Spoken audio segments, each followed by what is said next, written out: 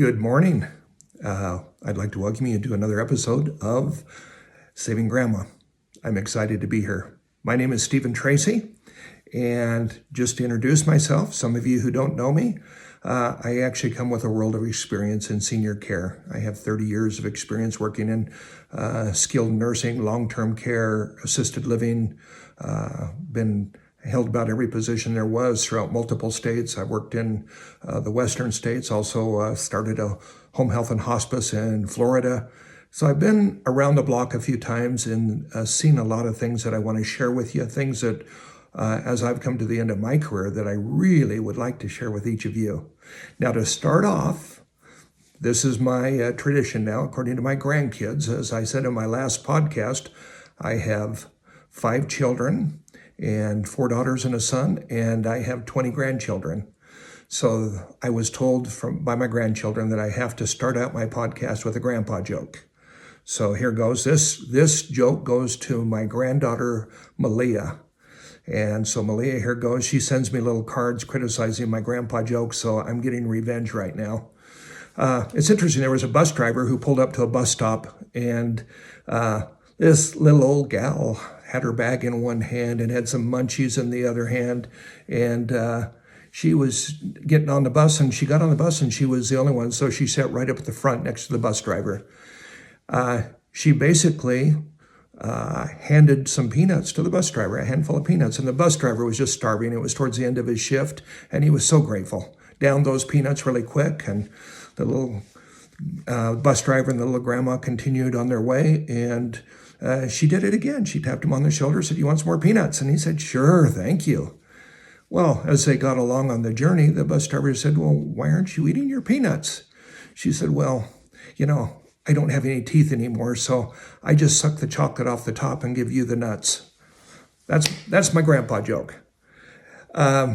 So let's jump on to a trivia question, and I always start my podcast with a trivia question. So the question is this: in the United States, how many adults age 60 and over had to go to the emergency room?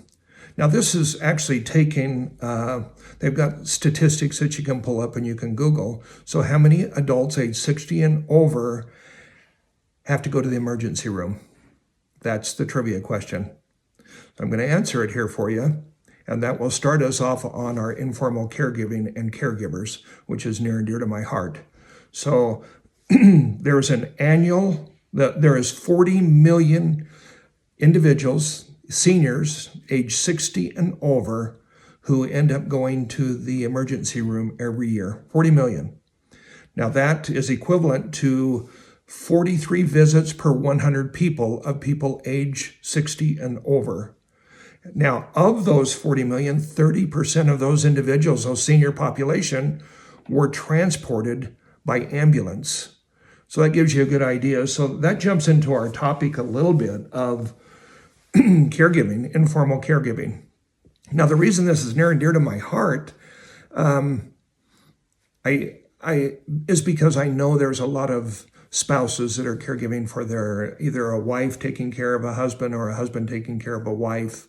And that can be good and it can be bad. I know a lot of people are they're saving money, they're doing a lot of different things to make ends meet. And it's fairly expensive to go to assisted livings or go to especially long-term care, to rehab facilities, the hospital. They don't keep you very long in the hospital these days. It's only a 4 or 5 day stay and you're out. Insurance is just, these days, don't cover a lot. And usually what ends up happening is an individual will end up going back home, which is not a good thing. So I wanted to chat a little bit, number one, caregivers. Caregiver burnout. So I've got this little paper here and it talks about caregiver burnout. So what is caregiver burnout? Basically, it says here that caregivers burnout is a state of physical, emotional, and mental exhaustion that happens while you're taking care of someone else. Stressed caregivers may experience fatigue, anxiety, depression.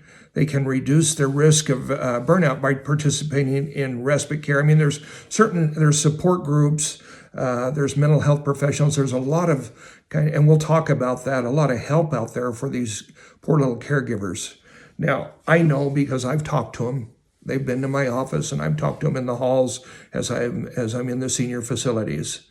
And it's very, very hard on children, the adult children. It's very hard on if it's the mom taking care of the dad, extremely hard. Or if it's the dad taking care of the mom, it's extremely, extremely difficult. So I have a slide, and you will see it as we move along. And it has a couple, and the couple, it's an older senior couple, and below is when they were young and married, but it says, "Till death do us part." Now, the reason that is near and dear to my heart is that there are statistics, and they're kind of grim statistics, but I think especially adult children need to be aware of what's going on. So then you will see another picture that basically shows a casket and an individual hugging their spouse. Why did I show that picture? That's kind of grim, and I'm not that kind of guy that's gruesome. However, sometimes you have to look at the data, and the data speaks for itself. Now, there's several studies out there, and when you Google, everybody kind of gets their parameters when they do their studies. But one of the studies that I pulled out says that spousal caregivers ages 69 to 96 have a 63% higher mortality rate. A 63% higher mortality rate, and they're talking about the spouse caregiver, not the person they're taking care of, the person that is actually your mom or your grandma who's taking care of either dad or grandpa. And that's a really high mortality rate. And I wanted to talk a little bit about that and see if we can't together find some tools that will help and mainly create an awareness too, because some of these little people, as we discussed about in the last podcast, we're dealing with individuals that are so independent. Our parents and our grandparents, they've spent their life trying to be independent, saving their money, trying to get to retirement and do the things that they want to do. And they've spent their time raising their kids, and now they want to have their free time. And it's a very difficult time when ailments start to step in, dementia, Alzheimer's, hundreds of different things that could happen. And it happens. Statistically, it just happens. Now, we also know that 30% of caregivers die before before the person they are caring for. 30%. There's another study. Now, that should be a flag to you adult children. My hope is that I can help you, and I certainly will give you some tools. But what happens is that your parents or your grandparents are suffering in silence. They're not going to call, and they're not going to say, "Hey, I need your help." They just kind of endure and endure and endure, and it affects them in so many ways. So I wanted to read a couple different things that I think it's kind of the way I started out my last podcast, but I think it kind of hits a home run as far as where individuals are at.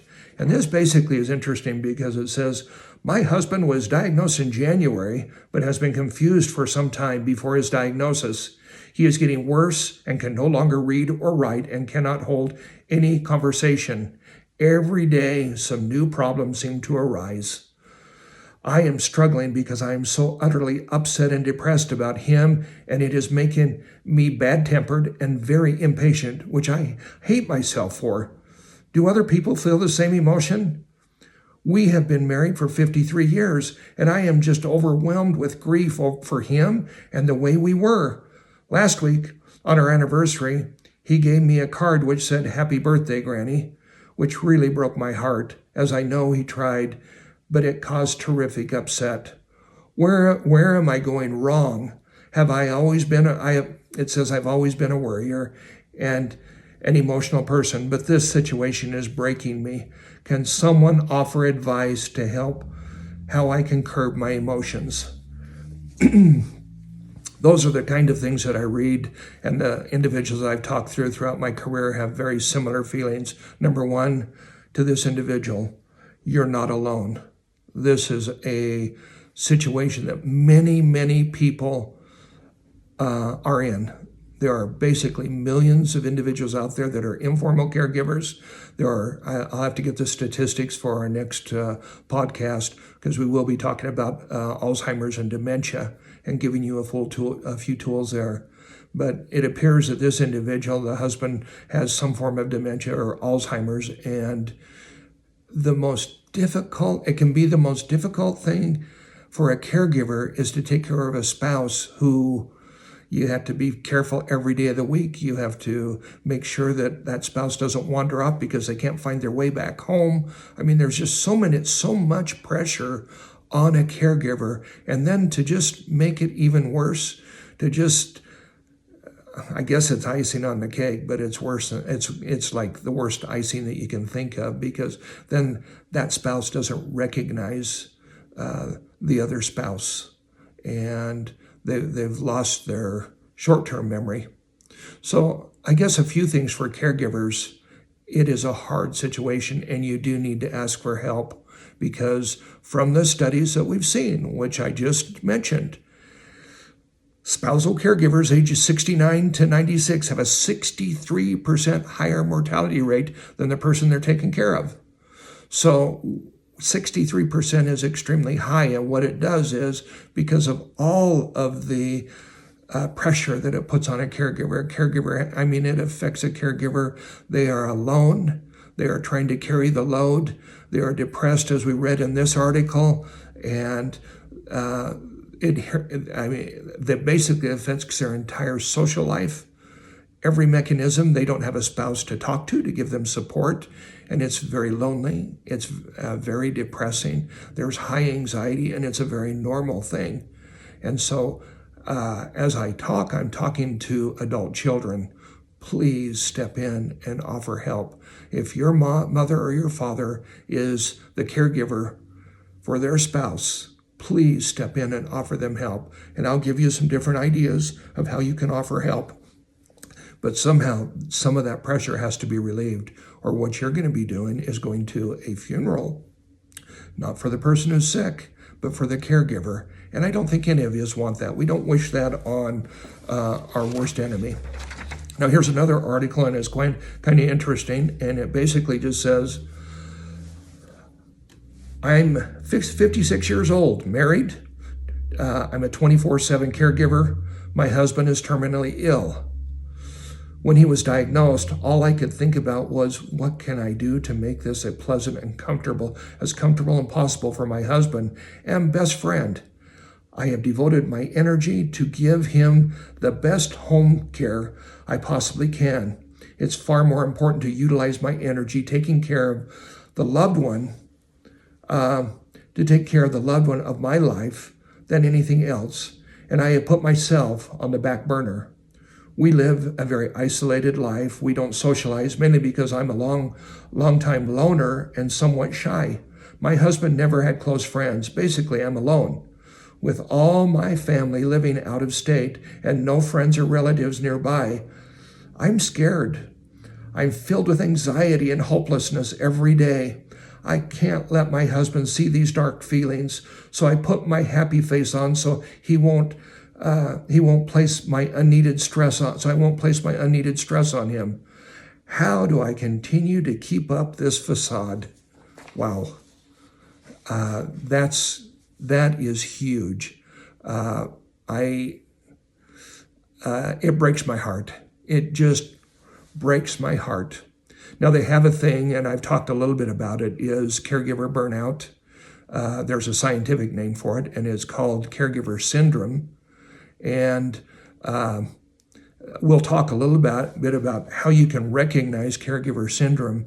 So basically, what we're talking about today, I want to be very clear. We are talking about your mother or your father taking care of their spouse, or we're talking about possibly even you taking care of your mom or dad. It's the caregiver. That is my concern. We've already looked statistically. The caregivers are are getting sick. They're dying early because of all the stress that's put on their shoulders. Now, I have a little slide, which you'll see, which is basically a grandma and a grandpa walking, and it says, does grandma have caregiver syndrome? It has a grandpa walking in front with his cane, and grandma's walking behind him, and she's got a hold of the tail of his shirt, kind of guiding him. I also have a picture of the causes of caregiver burnout. And I have a very fun picture, and it just cracks me up because I have this grandpa. He's bald, has a mustache, a little bit like me, I guess. Anyway, the wife is sitting next to him, and she's got her fist clenched, and she's just ready to be driven crazy. Now, guys, I need to let you know that a lot of the principles which I'm talking about today are in my book, Who Took My Keys? This is a 30-year career, little notes that I've taken along the way, a lot of people that I've talked to. You can find this book basically on Amazon Kindle, and it's basically a survival guide for adult children. It's a survival guide for spouse caregivers. It will give you a lot of ideas of solutions. At the end of each chapter, it has little tests that you can take to find out if you do have caregiver burnout, and what do you do if you do have caregiver burnout. So don't forget to order my book on Amazon Kindle. Most people these days are reading books electronically, so it is available electronically, and I'm very proud to be an author. Anyway, let's jump, and these principles are principles, like I say, that are in my book. So what is a symptom of caregiver stress and burnout? So I'm going to go through a list of them, and I want you to think about it. Some of the symptoms are frequent headaches and body aches. So if your mom is a caregiver, or your dad is a caregiver, or your grandma or your grandpa, or trying to save grandma, when I say saving grandma, when I came up with that title, I was thinking of the grandma who's taking care of grandpa. I was also thinking that grandpa probably has dementia. So how do we save grandma so she doesn't fall into that statistic of early death? So if your grandmother or your mother, when you talk to her, starts to mention that she's getting lots of headaches and body aches, that's a number one signal that she's suffering from caregiver burnout and she's suffering from stress. Stress and headaches just go automatically. But then a light bulb, as I said in my last video, should pop on. And you, as the support group, as the adult child, need to step in and save your mother. And so I'm going to give you some ideas on how to do that. So here's a few other things that you need to be looking for. Extremely important. Is your mother or your grandmother sleeping too much or sleeping too little? Certainly a flag. Is there rapid weight gain or weight loss? You need to kind of look, and you probably are not going to see this one right away. You might see in cabinets or you see in some other, like when you go out or different things. But there is a high rate of alcohol abuse, recreational drugs, or even prescription medications. When people get under stress, they try to medicate themselves. And what usually ends up happening is they over-medicate themselves, and it usually becomes very dangerous. Moodiness, early anger or irritation. Is your mom getting mad real quick? Is she short-tempered? I had one of my grandsons tell me one day, I was feeling the stress doing a project or something, and he said, "Grandpa, you're not yourself." I said, "What do you mean I'm not myself?" He said, "Oh, you're usually laughing and joking around, and you're not making any jokes or laughing." And I had to think about that a little bit and realize that he's right. I've got stress in my life. I need to take a deep breath and figure things out. So look and kind of sense if there is moodiness, early anger, or irritation. Lack of interest. Are they not interested in their previous activities, their hobbies, some of the things they've always loved to do, they just aren't doing? And I'm going to be very frank with you. They don't have time to do them. A caregiver is a 24/7 job, and there is just not enough time in the day for them to actually enjoy and do the activities that they previously enjoyed.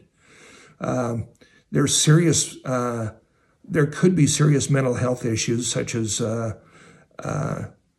depression, anxiety. You have to look at those things very closely. The other thing that you need to look at, there could be digestive issues. Little things like diarrhea. And if your mom or your grandma says, oh, my stomach just seems upset all the time, that's stress. That's caregiver burnout. So we need to step in and we need to help. The other thing that we need to be looking at is just that sadness and hopelessness. Your mom who's a caregiver or your dad that's a caregiver, they need a hug. They need a big hug and they need a group hug, and you need to bring your entire family over, and the whole family needs to give them a group hug. They are living in a very sad situation, and it's very hopeless. When people get old, when they get dementia, it continues to get worse. It doesn't get better. And a lot of these chronic diseases that individuals get with age continue to get worse. And so there is a sense of hopelessness. The other thing that we need to look at is always feeling tired. You're just exhausted. Well, some of us can remember when we had kids. I've got 5 kids, and I look at my kids now and I just crack up and start laughing because, they have to, when they have new babies, they get up in the middle of the night and they have to take care of them crying and give them medicine when they have an earache or something going on in their lives. And as a grandpa, I just kind of laugh because I went through that and I got up many a night with my children. Well, caregivers are doing the same thing. Caregiving for a little baby is no different than caregiving. I don't mean to belittle or anything. Elderly people, I'm one of those elderly people, but as you age and you get sick, it kind of comes back to that same thing. That caregiver is up 24/7. A lot of time people with dementia and Alzheimer's, they lose their sense of time. And so they're up in the middle of the night walking around and ready to go. And so the poor caregiver is trying to sleep and they're not able to. So caregivers are exhausted. And so if you start to sense that they're saying, oh, I'm just exhausted, you need to know they're working hard and they need some help. There are several other things. I've kind of just given a basic list of things that you need to keep your eye out for. And I'm just going to stress this once again, that it is such a lonely process of an individual caregiving. Now, a person with dementia, there's funny things, and I've said this many times, caregiving and senior people are funny as all get out. They're kicking the pants. Most of them have much better grandpa jokes or grandma jokes than I do. And when they have dementia, it's actually fascinating. Rather than spending your time trying to tell a person what they forgot, their long-term memory is still perfect.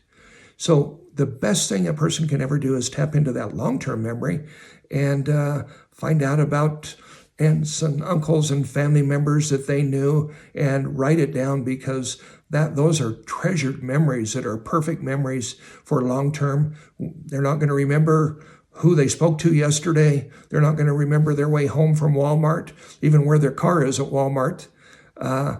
But they're going to remember a great-great-grandmother that they knew that you didn't know, and they can tell you all about it, which is very cool. So you need to take the things that you can get and enjoy as you're being a caregiver, and find those. And I'm going to have a podcast also on fun activities that you can do, caregivers can do with the person they're caring for to make life funner. I mean, activities are so important. Just keeping life full of music. Music therapy is so wonderful. Light therapy and memory therapy is absolutely just going back to the 40s and the 50s and showing old cars and the different things that they will remember. But we'll go over that. We'll go over, I've got a full manual on activities and things that you can do to create a fun environment. Because if you're stressed, you're irritable, you're tired, and you just don't know what to do, you kind of get to a point where you just kind of start being cranky, and you don't want to be that either, because that person is sick and they don't know most of the time. So, okay, I wanted to talk about, now's our opportunity. This is what I really like. We have the opportunity to jump in and to save grandma. How do we do it? Now, we've seen all these red lights go off. Now, what do we do to save her? So here's a list of things that we can do. You can help. You can go in and you can give grandma or your mother or your father a hug. You can take them out to lunch or dinner, get somebody to come in, step in and help. You get siblings or you get relatives that can help. It takes a village. This is not a one-person job, and you are crazy if you think it's a one-person job. If you think it's a one-person job, that one person that's doing the job, you're going to lose them. Statistically, they're going to get sick, and they're going to die early because of the pressure they're under. So this is a mission of love to save your grandma or save your grandpa, and you can help.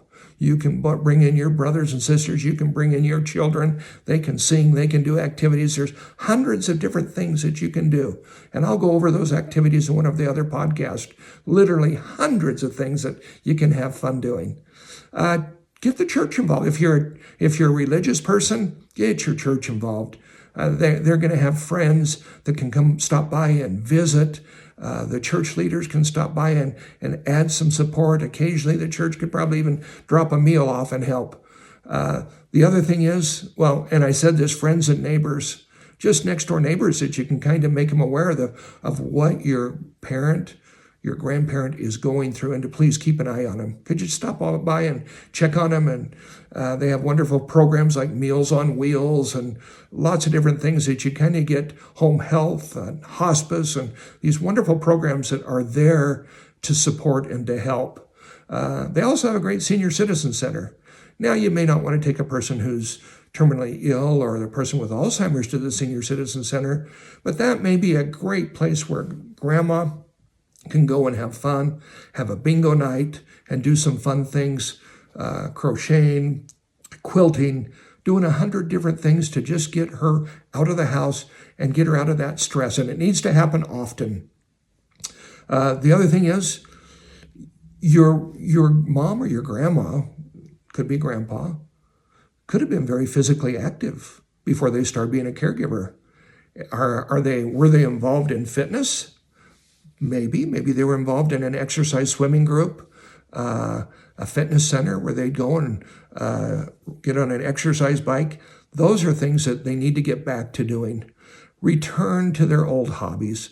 Now, returning to their own hobbies basically means that they need to find time to do those hobbies.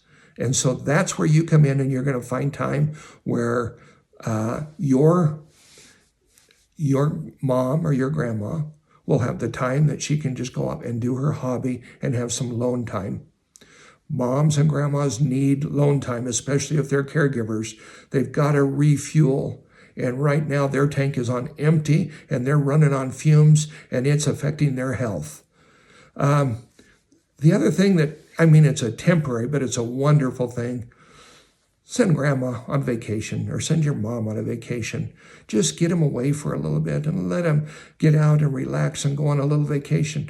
All you siblings chip in and see if you can, even if it's just a short distance vacation where they can get away. They need to be out of the house and they need to get their sanity back. They're going to feel guilty and they're going to refuse, but you're going to have to put your foot down. Now, these are just a few points.